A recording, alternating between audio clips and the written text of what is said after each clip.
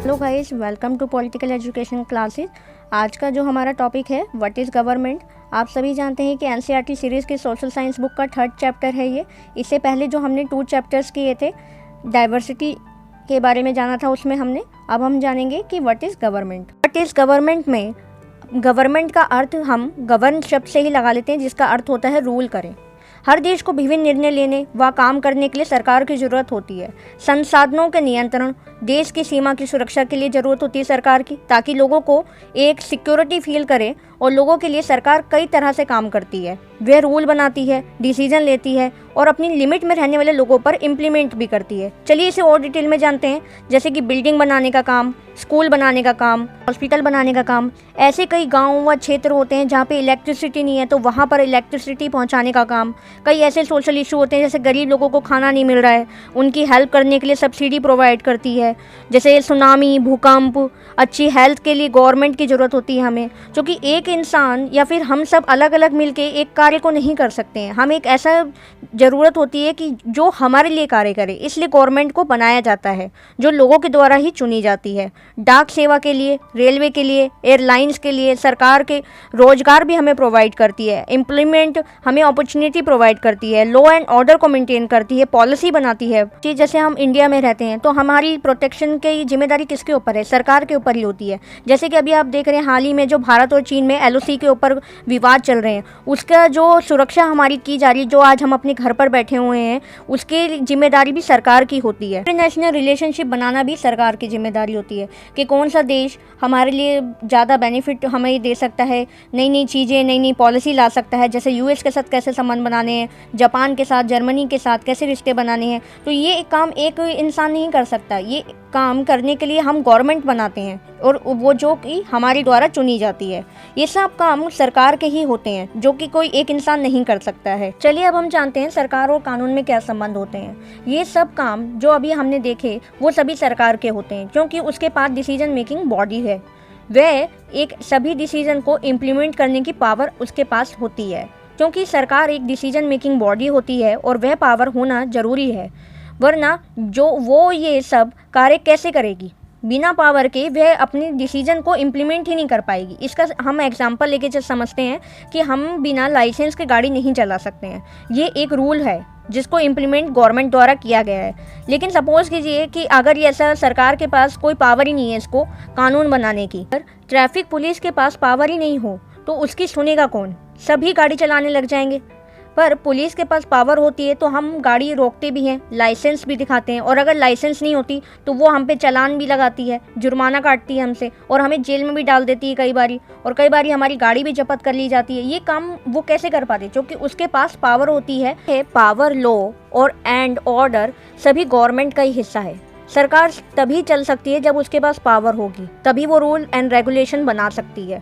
सरकार जो कार्रवाई कर सकती है, उसके अलावा अगर लोगों को लगे कि किसी भी लोग का ढंग से पालन नहीं हो सकता, तो कुछ कदम इसके लिए हम लोग उठा सकते हैं। जैसे कि कोई व्यक्ति है, उसको लगता है कि कास्ट और धर्म के आधार पर उसको जॉब नहीं मिल रही है, तो वह कोर्ट में दावा कर सकता है कि लॉ का पालन नहीं हो रहा है। हम देखते हैं कि जो गवर्नमेंट है वो कितने टाइप्स की होती हैं। 3 टाइप्स की होती हैं, जैसे कि national level, state level and local level. पहले हम जानते हैं नेशनल लेवल के बारे में। ये एक पिरामिड जैसा है। जो गवर्नमेंट होती है वो हायरार्की सिस्टम भी आप कह सकते हैं, और उसको पिरामिड सिस्टम भी कह सकते हैं, जिसमें सबसे लेवल जो ऊपर होता है वो नेशनल लेवल गवर्नमेंट होता है, जो कि, और उसके बाद होता है स्टेट लेवल, फिर उसके नीचे होता है लोकल लेवल।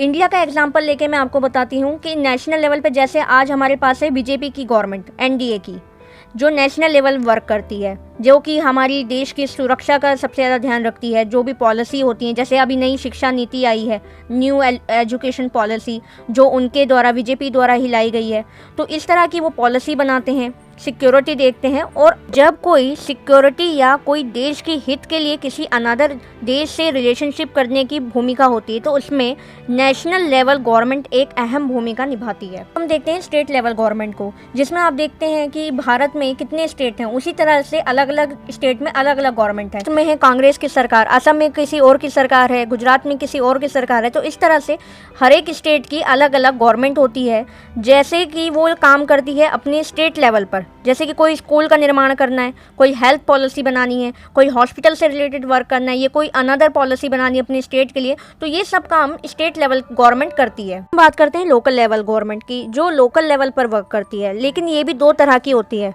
म्युनिसिपैलिटी और पंचायत। म्युनिसिपल कॉरपोरेशन होता है, म्युनिसिपल काउंसिल होता है, नगर पंचायत होती है। वहीं पर पंचायत में देखते हैं हम डिस्ट्रिक्ट पंचायत, इंटरमीडिएट पंचायत और विलेज पंचायत। तो इस तरह की लोकल लेवल गवर्नमेंट होती है, जो कि जिला परिषद, कोई गांव में मंदिर बनाना है, कुएं का निर्माण करना है, तो ये सब कार्य लोकल गवर्नमेंट देखती है और इसमें अहम भूमिका निभाती है। देखते हैं गवर्नमेंट्स कितने प्रकार की होती है, कितने टाइप्स की होती है। जिसमें पहला हम देखते हैं मोनार्की सिस्टम, जिसमें किंग और क्वीन जो कि गवर्नमेंट बनाते हैं, जिसको राजतंत्रीय सरकार भी कहा जाता है। जैसे कि डिसीजन पावर लोगों के पास नहीं होती है, इसको ब्रीफली हम जान लेते हैं। वहीं ऐसी सरकार जिसमें राजा या रानी के पास डिसीजन लेने व गवर्नमेंट चलाने की पावर होती है। राजा के पास सलाहकारों का एक छोटा सा समूह भी होता है, जिसे स्मॉल ग्रुप, जिससे वे विभिन्न मुद्दों पर आपस में डिसीजन को डिस्कस करते हैं। पर जो लास्ट डिसीजन होता है वो लेने की पावर गवर्नमेंट के पास यानी सरकार के पास नहीं होती है, वो होती है राजा और रानी के पास। ऐसी सरकार को राजतंत्रीय सरकार कहा जाता है। लोगों के लिए ये राजतंत्र में जो राजा और रानी होते हैं, अपनी डिसीजन को लेने के बाद वह लोगों के लिए उत्तरदायी नहीं होते, मतलब जवाबदेही नहीं होते। उनसे कोई ये नहीं पूछ सकता है कि आपने ये जो रूल बनाया है या कोई रेगुलेशन बनाया है ये हमारे हित में नहीं है या इससे हमें कोई नुकसान हो रहा है, जो कि हम लोकतंत्र में ईजिली अपने गवर्नमेंट के अगेंस्ट जा सकते हैं, लेकिन यहाँ पर हम उनके अगेंस्ट नहीं जा सकते। राजतंत्रीय सरकार का सबसे बड़ा एग्जाम्पल पूरे वर्ल्ड में है यूके, जहाँ राजतंत्र सरकार है। वहाँ लोग नहीं चुनते कि राजा और रानी कौन होंगे उनके, बल्कि वंशानुगत तरीके से उनके फ्यूचर सन व डॉटर ही किंग और क्वीन आगे जाके बनते हैं और उनके पास ये राइट्स होता है, अपने ट्रेडिशन को फॉलो करते हैं और इसी के द्वारा वे बहुत सालों तक राजा और रानी बने रहते हैं, जब तक उनकी अकाल मृत्यु नहीं हो जाती है। हम देखते हैं सेकंड टाइप्स ऑफ गवर्नमेंट, जैसे कि डेमोक्रेसी, पीपल, लोकतंत्रीय सरकार। लोकतंत्र में लोग सरकार को यह शक्ति देते हैं और लोग के वोट से ही सरकार बनती है। वे एक बार चुन लिए जाने के बाद लोगों द्वारा ही सरकार बनाती है। लोकतंत्र में सरकार को अपने निर्णय एवं उठाए गए कदमों का आधार बताना होता है और सफाई देनी होती है, यानी कि वह लोगों के लिए आंसरेबल होती है। वह उनके अगेंस्ट अगर कोई भी लोगों को लगता है कि हमारे लिए कुछ गलत रूल्स बनाए गए हैं, रेगुलेशन बनाए गए हैं, जिससे कि हमारे को नुकसान हो रहा है, तो हम ईजिली अपनी गवर्नमेंट, अपनी सरकार के अगेंस्ट जा सकते हैं, जो कि एक राजतंत्रीय सरकार में उनको ये सुविधा उपलब्ध नहीं होती है। वहीं पर जो इलेक्शन होते हैं वो फ्री होते हैं, फेयर होते हैं, ट्रांसपेरेंट होते हैं और टाइमली होते हैं। यानी ऐसा नहीं है कि यहाँ पर जैसे पिछले आपने देखा था कि राजतंत्र में कि जब तक उनकी अकाल मृत्यु नहीं होती है कि वह राजा रानी बने रहते हैं, लेकिन लोकतंत्र में ऐसा नहीं होता है। लोकतंत्र में एक टाइम लिमिट होती है जिसके अकॉर्डिंग कोई भी पीएम बनता है, मिनिस्टर बनता है, प्रेसिडेंट बनता है। लोकतंत्र का सबसे बड़ा एग्जाम्पल हम सभी जानते हैं कि भारत है, जो कि वर्ल्ड की बिग डेमोक्रेसी कंट्री है। लेकिन ये डेमोक्रेसी प्राप्त करने के लिए उनको बहुत ज़्यादा संघर्ष करना पड़ा था। वो हम सभी जानते हैं कि भारत ने आज़ादी किस तरह से प्राप्त की है। लोकतंत्र की अगर हम देखें तो मुख्य बात यही है कि लोगों का जो लीडर होता है वो लोगों के द्वारा ही चुना जाता है, तो इसलिए लोकतंत्र लोगों का शासन ही होता है। लोकतंत्र में मूलभूत विचार यह है कि लोग डिसीजन को बनाने में भागीदार बनकर खुद ही शासन करते हैं, जो कि राजतंत्र से बिल्कुल ही अलग है। वहाँ पर डिसीजन लेने का हक और डिसीजन इम्प्लीमेंट करने का हक सिर्फ ओनली किंग और क्वीन को होता है, लेकिन यहाँ पर लोगों के द्वारा डिसीजन में भागीदारी ली जाती है, जो सबसे इम्पॉर्टेंट बात है और सबसे ज़्यादा वैल्यूएबल है। आज के समय में लोकतांत्रिक सरकार को प्रतिनिधि लोकतंत्र कहते हैं, यानी इनडायरेक्ट डेमोक्रेसी, क्योंकि जो लोकतंत्र है, जो डेमोक्रेसी है, वो दो तरह की होती है, एक होती है डायरेक्ट और एक होती है इनडायरेक्ट।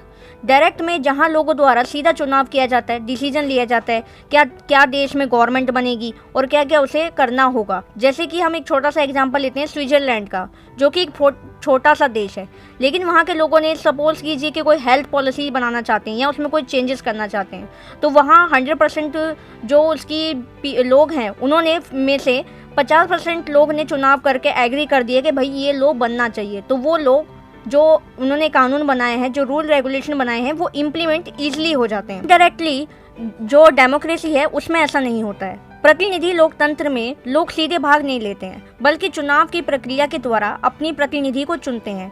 ये ही प्रतिनिधि मिलकर सारी जनता यानी सारे लोगों के लिए निर्णय लेते हैं। जैसे कि भारत में एमएलए होता है, एमपी होता है, पार्षद होता है, जिनके पास पावर होती है लोगों के लिए कानून बना के उसको इम्प्लीमेंट करवाते हैं। इसलिए भारत को लोकतंत्र को रिप्रेजेंटेटिव डेमोक्रेसी भी कहा जाता है। हम जानते हैं कि जो वुमेन का स्ट्रगल था राइट टू वोट के लिए, जिसको इंग्लिश में सरफेज कहा जाता है, वो किस तरह से हुआ था।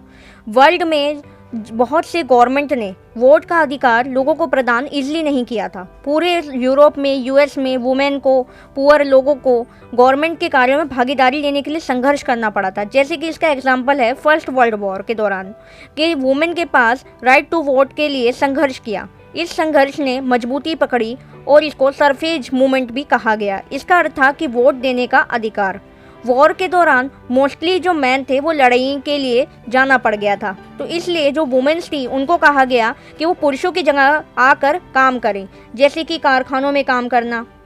तो इस तरीके से जो वॉर के दौरान इकोनॉमी थी वो भी देश की एकदम खराब हो गई थी, तो इसलिए वुमेन्स को आगे बढ़कर मैन के बराबर कार्य करने पड़े। तो इस प्रकार से जो हमने पिछले लेसन में पढ़ा था रूढ़िवादी धारणा, स्टेरियोटाइप, वो भी टूट गया था और राइट टू वोट का अधिकार वुमेन्स को अपने सरफेज मूवमेंट के द्वारा प्राप्त हुआ। तो इस प्रकार से जो रूढ़िवादी धारणा यानी स्टेरियोटाइप जो हमारे व्यू थे, हमारी सोच थी वो वुमेन्स के लिए कि ये काम वो नहीं कर सकती हैं, उनको इक्वल डिसीजन में वो माना गया। परंतु इसके लिए उन्होंने जगह जगह अपने आप को लोहे की जंजीरों से बांधकर प्रदर्शन भी किया और कई क्रांतिकारी महिलाएं जेल भी गईं, भूख हड़तालों पर बैठी। तो इस प्रकार से राइट टू वोट के लिए उन्होंने बहुत अधिक संघर्ष किया और अपने इस अधिकार को हक से प्राप्त किया। कि जो अमेरिकन है उनमें वुमेन्स को 1920 में यह अधिकार प्राप्त हुआ और ब्रिटिश वुमेन को 1928 में यह अधिकार प्राप्त हुआ।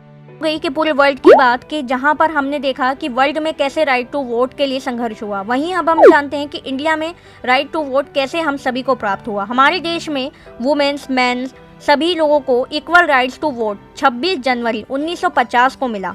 हाँ, इतना सबसे ज़्यादा लेट जो इंडिया में ही था जो राइट्स टू वोट सभी को प्राप्त हुआ, बल्कि सभी देशों से अगर आप कंपैरिजन करेंगे तो ये बहुत अधिक समय था। हमारे संविधान द्वारा यूनिवर्सल एडल्ट फ्रेंचाइज 1950 में ही प्रदान हुआ। ये हमारे संविधान में ऑलरेडी हमें मेंशन किया हुआ है, कोई अमेंडमेंट करके नहीं हमने चेंजेस किया है। ये एक बहुत बड़ी बात है इंडिया के लिए। इससे पहले केवल गवर्नमेंट केवल उन्हीं को ही पुरुषों को वोट देने का अधिकार देती थी जो कि एजुकेटेड होते थे, जिनके पास बहुत ज़्यादा प्रॉपर्टी होती थी। इसका मतलब था कि जो वुमेन थी, जो पुअर व्यक्ति थे, जो अनएजुकेटेड थे, उनको ये अधिकार प्राप्त ही नहीं था। ऐसी सिचुएशन में देश उन्हीं रूल्स और रेगुलेशन को फॉलो करता था जो कि गिने चुने पुरुषों के लिए बनाए जाते थे। भारत में आज़ादी से पहले बहुत ही कम लोगों को ही वोट देने का अधिकार था। सभी जनता ने संगठित होकर इसके लिए संघर्ष किया और राइट्स टू वोट की मांग की।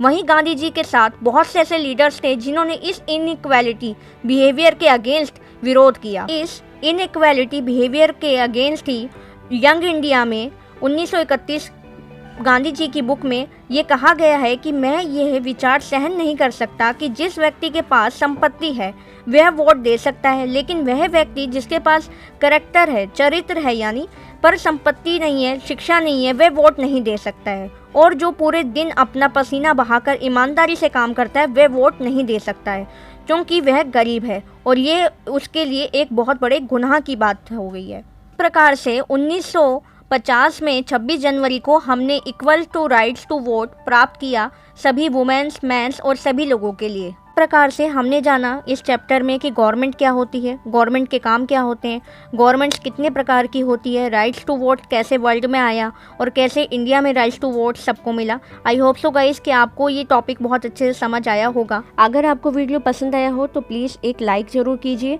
शेयर कीजिए और सब्सक्राइब करना मत भूलिएगा। और अगर हमसे जुड़े रहना चाहते हैं तो इंस्टाग्राम, फेसबुक और ट्विटर पे हमें फॉलो कीजिए, लिंक डिस्क्रिप्शन बॉक्स में है। Thank you.